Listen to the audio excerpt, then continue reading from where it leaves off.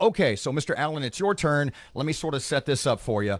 At least I think I just heard Mr. Roberts say that there is, in fact, a state deficit, and if it weren't for the fiscal conservatism of John Bell Edwards, it would be worse. All right, first of all... And it's good to have a $28 billion budget. I do want to clarify. We're talking about two different things.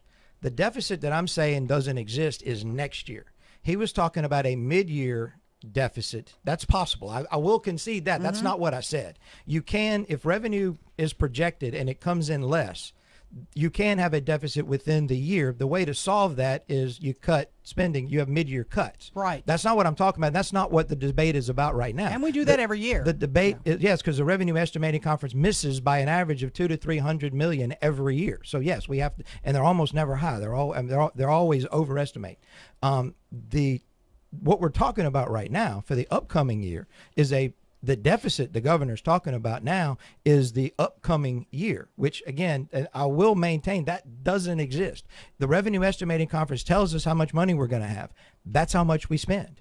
Saying I want to spend more than that and therefore we have a deficit is just not accurate. The Revenue Estimating Conference meets and tells us what we have to spend. It is not a perfect system because, again, they're wrong by $200 to $300 million every year. What the House tried to do last year was spend $300 million less than the Revenue Estimating Conference estimated.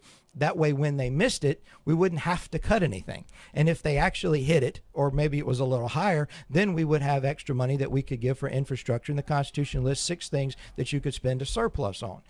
Governor wouldn't have it. He would not agree to a single cut of anything. Mr. Adley came on the other time, and one of the comments that I made last time was in response to the governor putting out the deal saying he made $600 million in cuts. And that's just not true. It's like a family looking at their budget and saying, okay, we're going to spend this week, we're going to spend $20 more on beer, but $5 less on milk, and we're going to say we cut our budget by $5. Well, you didn't cut your budget by $5. You increased it by $15. Yes, you spent $5 less on milk than you did before, but that's not a cut. That's a $15 increase, and that's what we've got here. We've got a budget that has gone from 23 to 28 billion. General fund money's up, federal money's up. It's up across the board. And to say that the problem with federal money, and he's right about you're restricted in how you can spend it. But here's the problem. In order to get the federal money, you have to spend state money. You have to spend state tax dollars to get it. And it's like the feds are like a drug dealer who give it to you cheap in the beginning and they get you addicted and you can't get off of it. The way every single dollar that we get of federal money, and yes, some of them are 3-to-1 match. We spend $1, we get $3 from the feds. There's 2 problems with that. The $1 that we spent was taken out of the pocket of a Louisiana taxpayer, and the $3 that came back from the feds came back with strings attached saying you can spend it. You have to spend it here. So we don't have the discretion of spending it where we want to spend it.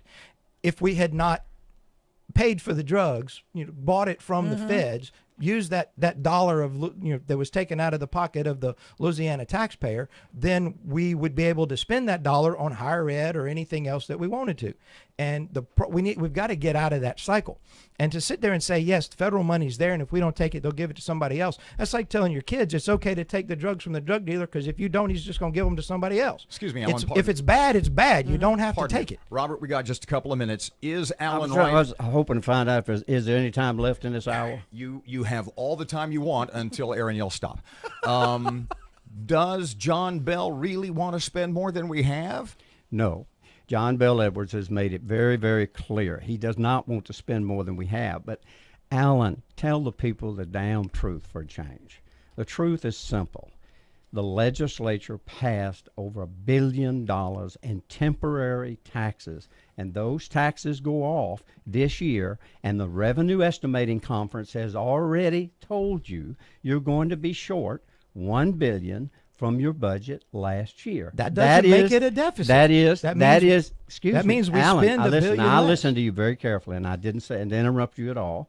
And I know you have a habit of doing that, but I'm going to ask you while I'm sitting here that you treat your elders with a little respect. And let me tell you, Alan, the truth is you passed temporary taxes. They're going off.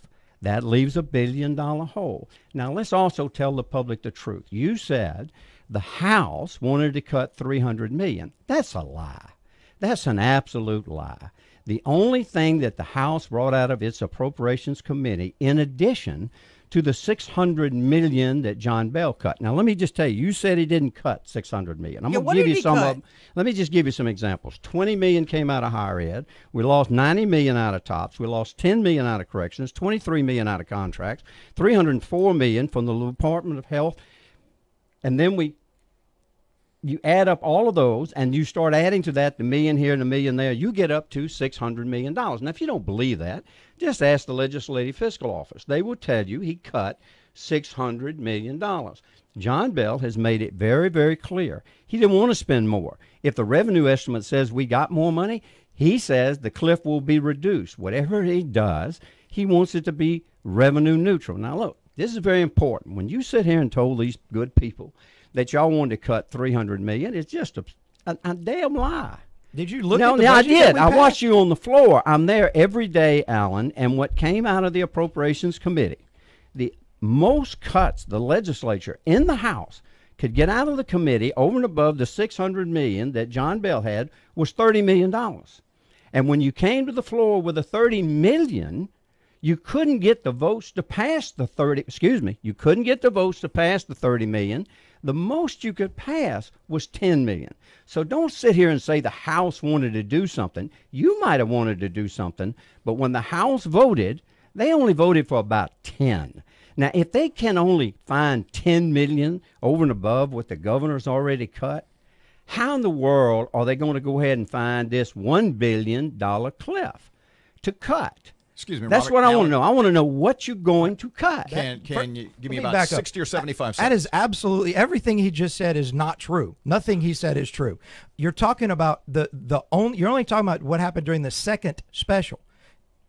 If you look at the regular session last year, the budget that we passed out of committee and off the House floor, we tried to pass it at 300. It passed to the Senate at 200 million under the Revenue Estimating Conference. That's a fact, and you can look it up. What you're talking about was the second special after we didn't get it passed in the regular session. So you're jumping to the fourth quarter and saying that's all that matters. That's absolutely not true. The House, the budget that we introduced was $300 million less than the Revenue Estimating Conference. It came out at $200 million, and the Senate and the governor refused to negotiate, saying we're going to spend 100%, and they refused to talk about a dime less. And what he said is correct. 10 Republicans switched over and voted with the Democrats and with the governor and voted to bust the budget and spend every penny that we had, which is fiscally irresponsible, in my opinion. Let me describe fiscal irresponsibility. Wait a minute. You ask us here. Bear with me. He's right. They sent $200 million over to the Senate. What he didn't tell you was the House didn't say, cut this, cut this, cut this. The House did the most irresponsible thing they could do. They sent a budget over there with a piece of language that said, cut $200 million, we don't care where it is, but you have to do it. We can't do it. Now, that's irresponsible, and nobody's going to pass that.